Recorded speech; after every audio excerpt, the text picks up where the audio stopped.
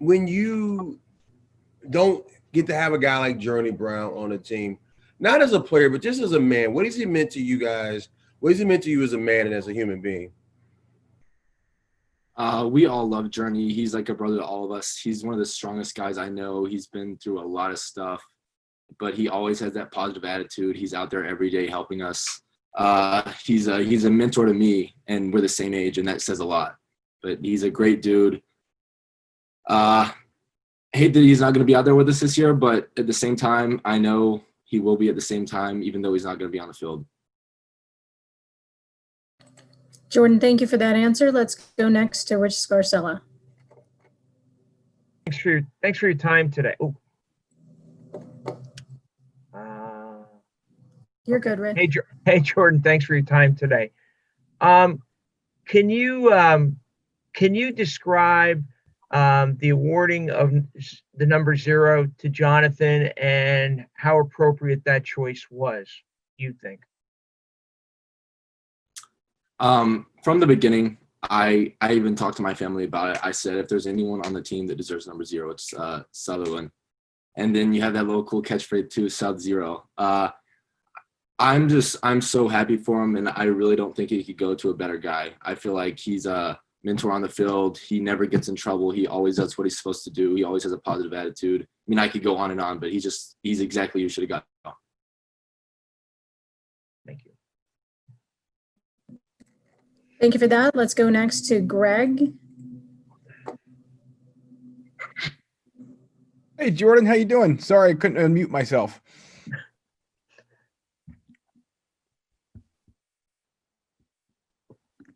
Jordan, are you there? Yes, sir. How are you? I'm good. Great. I'm well. Thanks so much. Hey, I'm just curious. Obviously, game week, it's been so long to get to this point. Can you put into words kind of how things feel now that it's actually here and you're I guess you're 2 days into it basically, and you're 4 days from kickoff. Just I can see the smile on your face. Does it feel like it's finally real now? Yeah, it's about time. We've been waiting for this forever. I'm so ready. This team's ready. We prepared in the off season the best we can, and I know everyone's just super pumped to play. Thank you. Thank you. Parth, let's go ahead and go next to you. Hey, Jordan, how's it going? Good. How are you?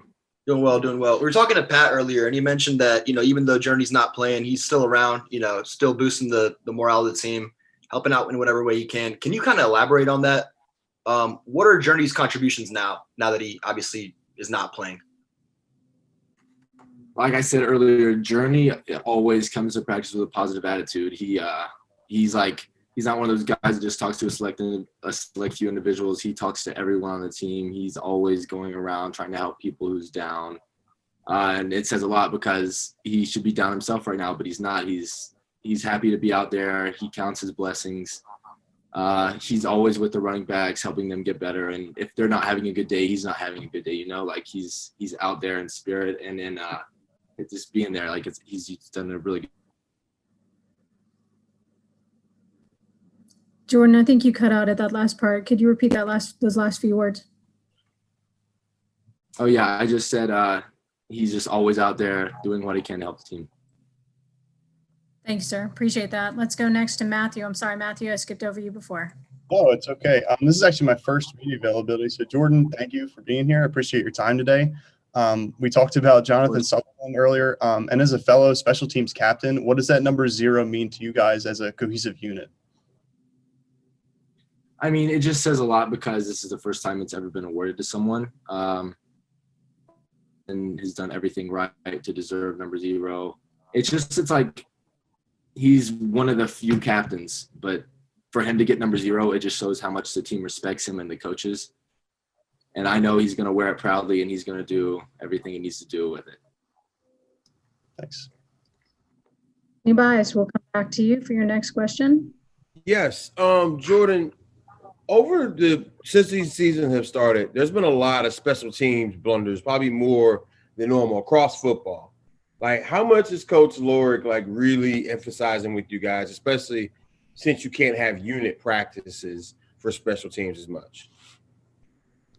I think a big thing Lorig does is we spend just as much time on special teams as we do with offense and defense. I feel like that's not something that a lot of coaches do, but he really creates an emphasis on how important special teams is, because a lot of people outside the program really may not understand how important it is. But he just there's a CTG program where it's like blue, white, and platinum. And it's where when we do the right things, we get little rewards. And that just really pushes guys in the right direction of working harder on special teams. And he also, a lot of the time, he emphasizes how important special teams are, not only in college, but in the NFL, and how that can actually help you get to the NFL. If you're not like a primary guy on offense or defense, that doesn't mean anything, because you can still go to the NFL for special teams. I mean, look at Dan Justina. He made the 53-man roster, and he's playing and doing. So it's kind of crazy, but that's pretty much what Coach Stour does. Thanks, Jordan, for that answer. Let's go next to Audrey. Hey, Jordan, thanks for your time. This wasn't going to be my question, but you mentioned the platinum CTG level. How many guys are in that? I'm imagining it's Sutherland and maybe yourself. Who's in that category? Actually, no one has made it to platinum yet. Oh, wow. The whole team, we started last year, and we've only made it to white and blue.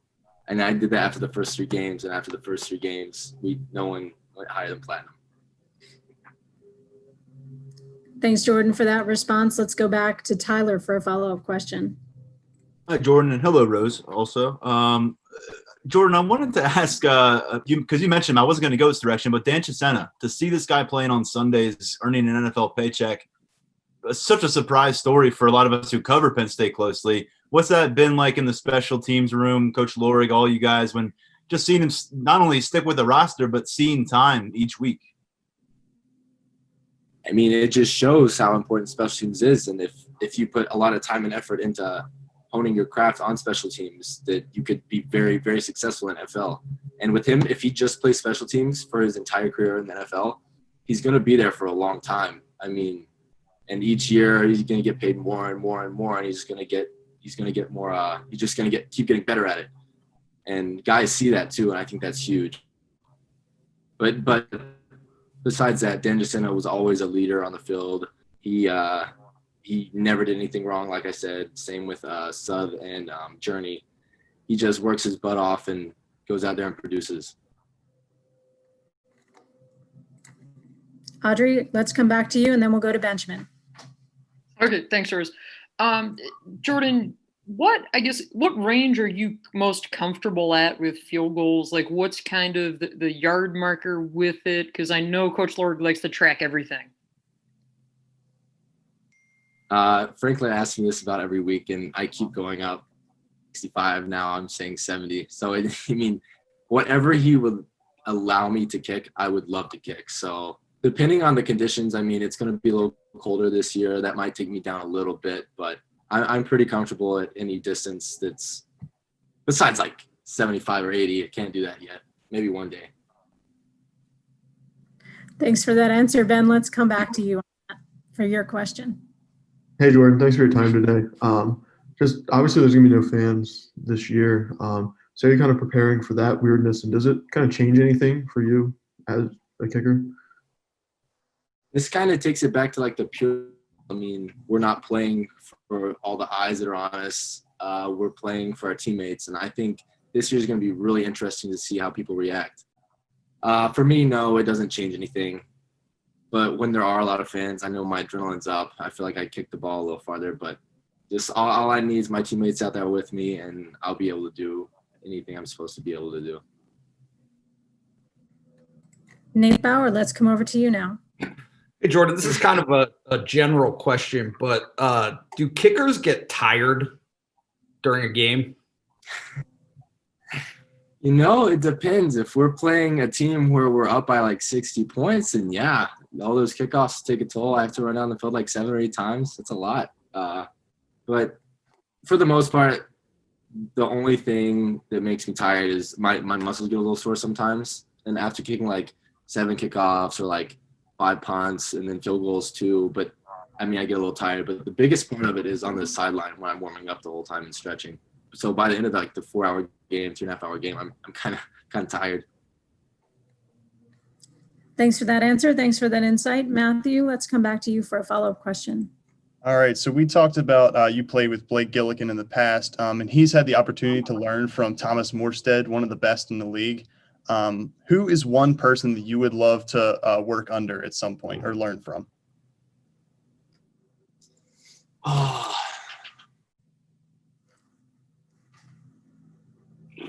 Let me think. I would love to learn from Justin Tucker, Harrison Bucker, for sure. Those two. And then, McAfee. I would love to learn from Pat McAfee. He was in the league forever, and now he just does his own thing. I feel like I could learn more from Pat McAfee about just life in general than even football. But there's a bunch of guys in the NFL. Anyone that I'd be able to work under or learn from would be great. Absolutely. Tyler, let's come back to you for your next question. Jordan, naturally, there's a lot of tension on what Penn State is going to be missing at running back without Journey. But how about as a kickoff returner, with him not in that mix, what do you see from the group? Who are names to know? And as the guy who is in charge of making sure kickoff returners don't do much damage against you, what can this group do against opponents? I feel like even though we don't have Journey, we still have a bunch of good guys that could hop in that position, and we have a few. I'm not exactly 100% sure who the starter is right now, but there's like 3 or 4 guys in the mix, and they're all doing a really good job. I would love to see Hartlaw back there because he's so quick, but we'll see what happens.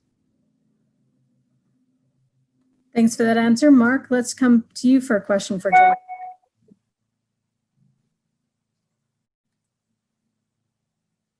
Mark, can you go ahead and unmute yourself?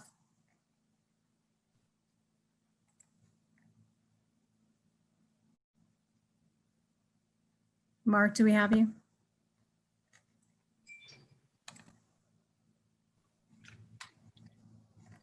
Mark, can you try your question again?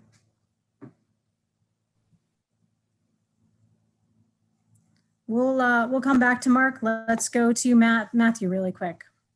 Sorry about this, Jordan. I got one more question about Pat McAfee. I'm an avid listener to the podcast. How do you feel about him kind of bringing special teams and the minutia of the special teams to the mainstream through the For the Brand movement these past couple of years? I feel like it's so sweet. I feel like we don't get too much attention, and then he's really helped with that, getting guys involved. And even on top of that, he's made a lot of young kids like want to kick, and that doesn't happen too often. But he's a mentor to a lot of people, including myself. But yeah. Awesome. Let's come back to Mark with your question, and then we'll go back to Tyler for his question. Yeah, I think I got it fixed. Apologize for looking ridiculous there. I wanted to get the progression you've made as a punter during training camp. Have you been measuring distance, pin rates inside the 20, inside the 5, that sort of thing? I feel like I've improved a lot through the past 2 or 3 months, and pretty much just punting more than I have in the past. But I mean, we do measure everything, and I'd say my hang times went up about 0.2, and then my distances. The big thing is I've taught myself how to punt, not just for height, but for distance as well, by lowering the ball. And I wasn't extremely good at that before the last few months. I've gotten a lot better at that. I think that's going to be a big part, depending on who the returner is, being able to punt over their head if they can't get back fast enough. That's the main thing I've been working on, punting for distance instead of just height, and then the combination of the two. Jordan, that's a great answer. Thank you for that. Tyler, let's go to question. We've got a few more minutes. If anyone else has questions, please raise your hand. But Tyler, let's go to you next. Bringing up a couple guys you spent a lot of time with since you got to campus. One, Blake Gillikin. He talked about a lot of confidence in you before he left, taking over that punter role. Has he maintained communication? Do you guys keep in touch? I know he's trying to earn himself an NFL paycheck, but is it steady?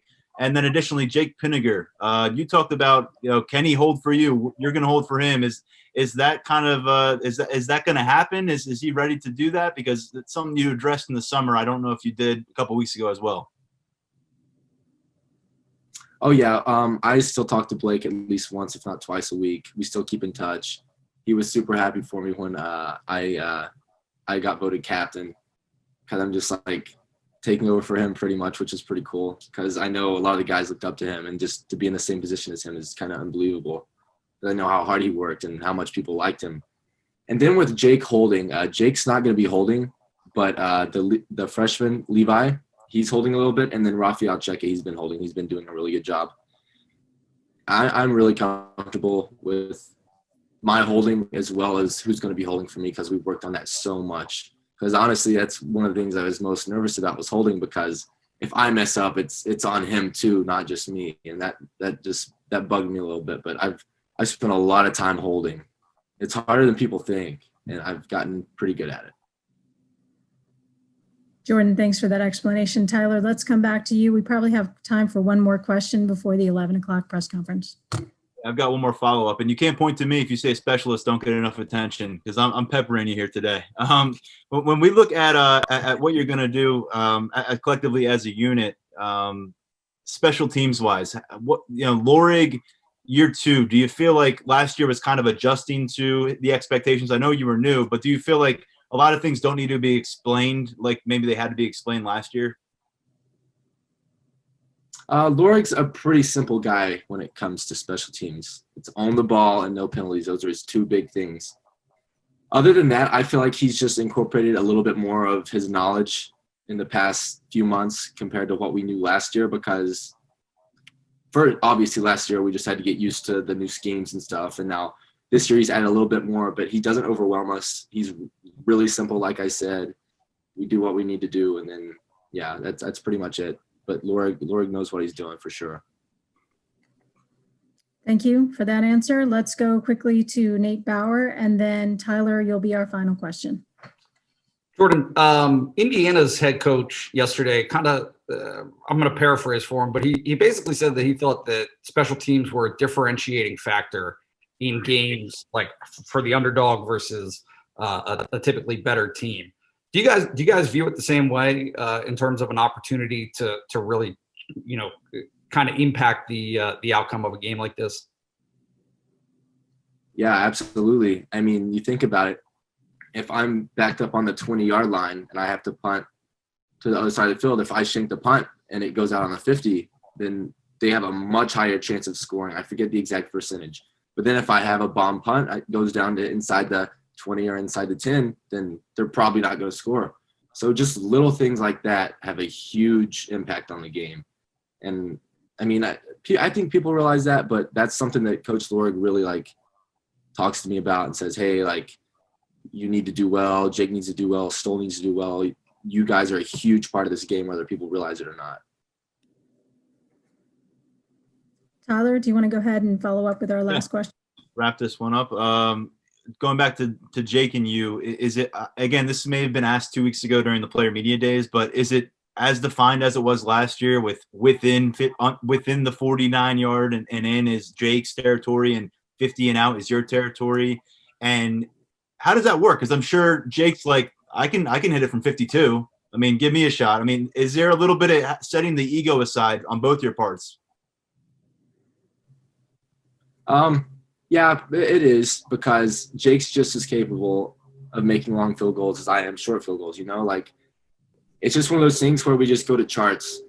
I make more behind 50 than he does, and he's made more inside than I have. So obviously the best way to solve that is to let me kick long ones and let him kick short ones. We could both kick all the field goals, but I just feel like this way it's the best chance to help us win. And he thinks the same way. Jake's one of my best friends on the entire team. I don't think there's ever been any bad blood ever since I got here. And I know we've both made each other a lot better. And just to clarify, is it still 49 and in is him and 50 and out is you? Is it that defined? Yeah, it's the same exact thing. Thank you.